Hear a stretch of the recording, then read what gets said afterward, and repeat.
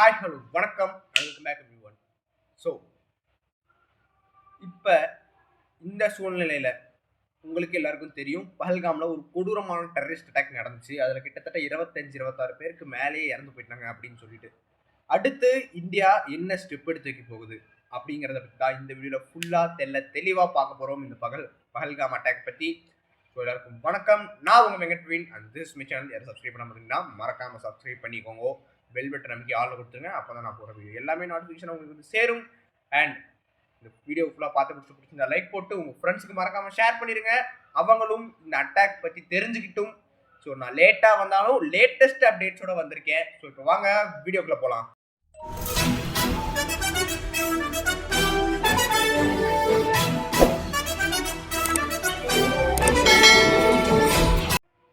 So first of all, இந்த terrorist attack என்னைக்கு நடந்துச்சு அப்படின்னு சொல்லிட்டு பார்த்தீங்கன்னா 22 ஏப்ரல் அன்னைக்கு நடந்திருக்கு. ஸோ எங்கே அப்படின்னு சொல்லிட்டு பார்த்தீங்கன்னா பைசரன் மெடோஸ் பஹல்காம் அப்படிங்கிற ஊரில் ஜம்மு அண்ட் காஷ்மீரில் நடந்திருக்கு. இந்த பைசரன் மெடோஸை கிட்டத்தட்ட ஒரு மினி சுவிட்சர்லாண்ட் அப்படின்னு சொல்லிட்டு சொல்லுவாங்க. ப்ரொனவுன்சியேஷன் தப்பு, நான் மன்னிச்சிருங்கப்பா, ஓகேவா? மினி சுவிட்சர்லாண்ட் அப்படின்னு சொல்லிட்டு சொல்லுவாங்க. ஏன் அப்படின்னு சொல்லிட்டு பார்த்தீங்கன்னா அங்கே இருக்கிற வனப்பகுதியும் அந்த சீனரியும் வந்து கிட்டத்தட்ட சுவிட்சர்லாண்டை ரெப்ரசென்ட் பண்ணுற மாதிரி இருக்குமா அந்த டூரிஸ்ட் பிளேஸ், ஓகேவா? திடீர்னு ஃபாரஸ்ட் ஏரியாக்குள்ளே இருந்து வந்த டெரரிஸ்ட் கிட்டத்தட்ட அவங்களும் ஆர்மி பீப்புள் மாதிரியே வந்து ரிசம்பிள் ஆனதுனால யாருக்கும் எந்த ஒரு சந்தேகமும் வரல. ஸோ அதை யூஸ் பண்ணி அந்த டெரரிஸ்ட் வந்து மக்களை நெருங்கி சுட்டு தன்னதாக சொல்லப்படுது. ஸோ இதுக்கு இந்தியா வந்து என்ன ஆக்ஷன் எடுத்தாங்க அப்படின்னு சொல்லிட்டு பார்த்தீங்கன்னா, இந்த பஹல்காம் அட்டாக் நடந்த உடனே நம்ம பிரைம் மினிஸ்டர் மோடிஜி வந்து சவுதி அரேபியாவிலேருந்து கால் பண்ணி மிஸ்டர் அமித்ஷா கிட்ட உடனே நீங்கள் ஸ்ரீநகர் போங்க, ஜம்மு அண்ட் காஷ்மீர் போய் என்ன நடக்குது அப்படின்னு சொல்லிட்டு எனக்கு உடனே அப்டேட் பண்ணுங்க, நான் உடனே வந்துடுறேன் அப்படின்னு சொல்லியிருக்காப்புல. ஸோ அவர் வந்து அன்னைக்கே வந்து ரிட்டர்ன் ஆகிட்டாரு, இந்தியாவுக்கு வந்துட்டாரு சவுதி அரேபியாவிலேருந்து. ஸோ சவுதி அரேபியாவிலேருந்து வந்த வாட்டி நம்ம டொனால்ட் ட்ரம்ப்பும் அப்புறம் நம்ம புட்டினும் வந்து இந்தியாவுக்கு ஃபுல் சப்போர்ட்டை தெரிவிச்சிருக்காங்க. டொனால்ட் ட்ரம்ப் வந்து ஆயுதங்களை பாகிஸ்தானுக்கு சப்ளை பண்ணுறது எல்லாத்தையும் நிறுத்தி வச்சுட்டாரு. ஸோ அப்படி நிறுத்தி வச்சா அங்கே என்ன ஆகும்? அங்கே வந்து எந்த ஆயுதமும் இருக்காது போருக்காக. இப்போ கரண்ட் சினாரியோ என்ன அப்படின்னு சொல்லிட்டு பார்த்தீங்கன்னா, நம்ம அப்போசிஷன் பார்ட்டின்னு ஒருத்தங்க இருப்பாங்க, ஓகேவா? இப்போ அப்போசிஷன் பார்ட்டியில் வந்து ராகுல் காந்தி இருக்கார் இல்லையா? ராகுல் காந்தியும் வந்து அவங்களோட அலையன்ஸ் பார்ட்டிஸும் சரி, ராகுல் காந்தியோட காங்கிரஸ் பார்ட்டியும் சரி, அவங்க வந்து மோடிஜி கிட்ட அவங்களோட சப்போர்ட்டும் தெரிவிச்சிருக்காங்க. இந்தியாவிலேயே இதுதான் முறை, ஓகேவா? அப்போசிஷன் பார்ட்டியும் ரூலிங் பார்ட்டியும் ஒன்று சேர்ந்து கை கோர்த்து நிற்கிறது இந்தியாவில் தான் முறை. நான் பிறந்ததுலேருந்து சொல்கிறேன், தப்பாக நினச்சிக்காதீங்க.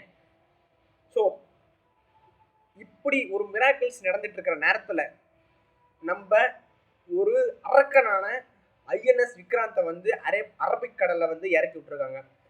கிட்டத்தட்ட இந்த ஐஎன்எஸ் விக்ராந்த் வந்து 30 மிக்சடு டைப்ஸ் ஆஃப் ஏர்கிராஃப்ட்ஸை வந்து ஒரே நேரத்தில் கேரி பண்ணக்கூடிய ஒரு வார்ஷிப்.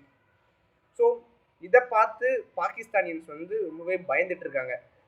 அது மட்டும் இல்லாமல் நம்ம கிட்ட இருக்கிறதுலே ஒரு கொடூரமான ஏவுகணையான பிரம்மோஸ் ஏவுகணையும் இந்த வாரில் யூஸ் பண்ண போகிறதா நியூஸ் லீக் ஆயிருக்கு, ஓகேவா?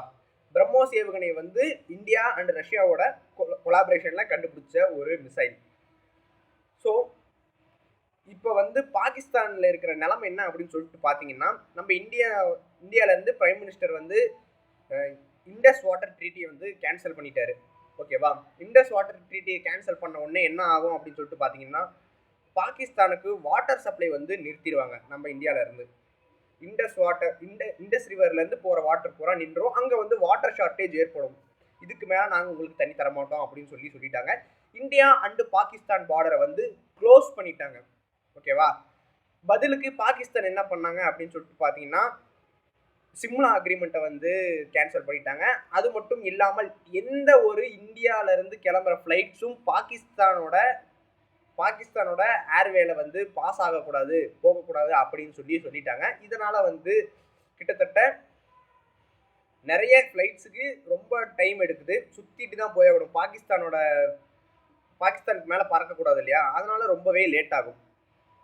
ஸோ இதுக்கப்புறம் இப்போ வந்து என்ன நடந்துட்டு இருக்கு அப்படின்னு சொல்லிட்டு பார்த்தீங்கன்னா, ரீசெண்டாக இப்போ வந்து கிட்டத்தட்ட 2 நாளுக்கு முன்னாடி 1 நாளுக்கு முன்னாடி இப்போ என்ன நடந்துட்டு இருக்கு அப்படின்னு சொல்லிட்டு பார்த்தீங்கன்னா, SU-30 சோவியத் யூனியன்லேருந்து வாங்கப்பட்ட SU-30 அப்படிங்கிற ஃபைட்டர் ஜெட்டும், டசால்ட் ரஃபேல் அப்படின்னு சொல்லப்படுற பிரான்ஸ் கிட்ட இருந்து வாங்கின ஃபைட்டர் ஜெட்ஸும் இப்போ வந்து பயிற்சியில் ஈடுபட்டிருக்கு. மிஷன் ஆக்ரம் அப்படின்னு சொல்கிற பேரில் இப்போ வந்து 2 வகையான ஃபைட்டர் ஜெட்ஸும் பயிற்சியில் ஈடுபட்டிருக்காங்க. மகாராஷ்டிரா, ராஜஸ்தான், அந்த ஜம்மு காஷ்மீர் பக்கத்துலேயே அந்த பாகிஸ்தான் பார்டர்ஸை சுற்றி எக்ஸசைஸில் ஈடுபட்டிருக்காங்க, பயிற்சியில் ஈடுபட்டிருக்காங்க. ஸோ இதை பார்த்த பாகிஸ்தான் என்ன பண்ணுவாங்க அப்படின்னு சொல்லிட்டு பார்த்தீங்கன்னா, ஒன்றுமே பண்ண முடியாது. இருக்கிற ஆயுதத்தை வச்சு தான் போராடி ஆகணும். ஏதாவது இன்னும் மக்கள் மேலே ஏதாவது சின்ன கீறல் விழுந்தா கூட கண்டிப்பாக பாகிஸ்தான் இந்தியாவோட ஒன்று சேரும். இந்தியா பாகிஸ்தான் அப்படின்னு கிடையாது, இந்தியா அப்படிங்கிற ஒரே பேரில் ஒன்று சேர வாய்ப்பு இருக்குது. ஸோ இந்தியா கிட்ட இருக்கிற இப்போ இந்தியா கிட்ட இருக்கிற சப்ளை செலவு கூட பாகிஸ்தான் கிட்ட இருக்க வாய்ப்பு இல்லை. ஏன்னா ட்ரம்ப் வந்து அங்கே அனுப்ப வேண்டிய பார்சல்லாம் நிறுத்திட்டாரு. பார்சல் மீன்ஸ் அந்த சப்ளிமெண்ட்ஸ் எல்லாம் நிறுத்திட்டாரு, வெப்பன் சப்ளிமெண்ட்ஸ் எல்லாம். இப்போ என்ன அப்படின்னு சொல்லிட்டு பார்த்தீங்கன்னா, இன்னும் இந்த வார்க்குள்ள சைனா என்டர் ஆகலை. இதை யாருமே பேசியிருக்க மாட்டாங்க, எந்த யூடியூபர்ஸும் சரி, நிறைய பேர் பேசியிருக்க மாட்டாங்க, நியூஸ் சேனல்ஸும் சரி. இந்த வார்க்குள்ள இன்னும் சைனா என்டர் ஆகலை. சைனாவும் பாகிஸ்தானும் ஒரு என்ன சொல்கிறது, இணை பிரியாத ஒரு நண்பர்கள் அப்படின்னு தான் சொல்லணும். அப்படி தான் பண்ணிட்டு இருக்காங்க. ஆக்சுவலி இன்னும் சைனா வந்து எந்த ஒரு இந்த வார்க்குள்ளே என்டரே ஆகலை. இந்த விஷயத்துக்குள்ளே இந்தியாவுக்கும் சப்போர்ட் பண்ணுறேன்னு சொல்லலை, பாகிஸ்தானுக்கும் சப்போர்ட் பண்ணுறேன்னு சொல்லலை. ஸோ ஒருவேளை சைனா வந்து பாகிஸ்தான் பக்கம் நின்றுச்சுன்னா சைனா மேலேயும் போர் தொடுக்க வேண்டிய சூழ்நிலை ஏற்படும். ஏற்கனவே ட்ரம்ப் வந்து டேரிஃப்ஸ் அப்படியே பயங்கரமாக அள்ளி குச்சிருக்காரு சைனா மேலே. 145% நான் தயாரிக்கிற ப்ராடக்டோட விலையை விட இன்னும் அதிகமாக நான் வந்து காஸ்ட் கட்டணும், டேக்ஸ் கட்டணும். ஓகேவா? ஸோ இந்த சூழ்நிலையில் ஒருவேளை இந்தியாவுக்கும் பாகிஸ்தானுக்கும் போர் வந்தால் இந்தியா ஜெயிக்கணும்னு நினைக்கிறீங்களா, பாகிஸ்தான் ஜெயிக்கணும்னு நினைக்கிறீங்களா? நானே ஏற்கனவே ஆன்சர் சொல்லிட்டேன். இருந்தாலும் எந்த மாதிரியான வாய்ப்புகள் இருக்குது அப்படின்னு சொல்லிட்டு நீங்கள் தான் கமெண்ட் பண்ணணும். ஒருவேளை போர் வருமா வராதா, அதுவும் இன்னும் டவுட்டு தான். இதுக்கு மேலே ஏதாவது இந்திய மக்களுக்கு சேதம் ஏற்பட்டால் கண்டிப்பாக போர். ஸோ இந்த வீடியோ பிடிச்சிருந்துச்சி, யூஸ்ஃபுல்லாக இருந்துச்சுன்னு நினச்சிங்கன்னா மறக்காமல் லைக் போட்டுங்க, உங்கள் ஃப்ரெண்ட்ஸுக்கும் ஷேர் பண்ணிடுங்க. அவங்களும் இதை பற்றி கண்டிப்பாக தெரிஞ்சுக்கணும். இந்தியாவில் இருந்துக்கிட்டு மறந்து இதெல்லாம் பார்க்காம விட்டா தப்பு தான். சின்ன குழந்தைங்களா இருந்தால் விட்டுருங்க. சின்ன குழந்தைங்களுக்கு என்னடா தெரியும்னு என்னைய கமெண்ட்டில் நீங்கள் திட்டக்கூடாது. ஓகேவா? ஸோ உங்களிடம் நன்றி, வணக்கம், டாடா, பை பாய்.